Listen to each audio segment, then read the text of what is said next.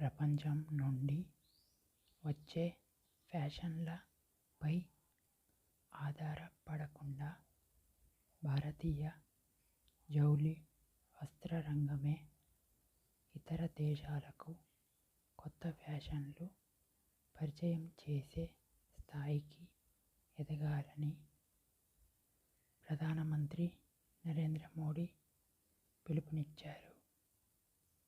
ఢిల్లీలో భారత్ మండపంలో భారత్ టెక్స్ 2024ను ప్రధాని ప్రారంభించి ప్రసంగించారు. కేవలం దేశీయ అవసరాలపైనే దృష్టి సారించడం మానేసి అంతర్జాతీయ మార్కెట్లకు విస్తరించేలా ఉత్పత్తులు రూపొందించాలని చెప్పారు.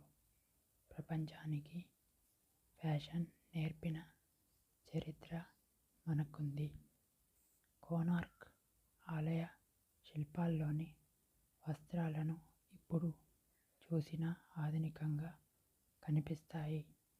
వందల సంవత్సరాల క్రితమే సరికొత్త ఫ్యాషన్లను శిల్పాలుగా చెక్కిన ఘనత మనది.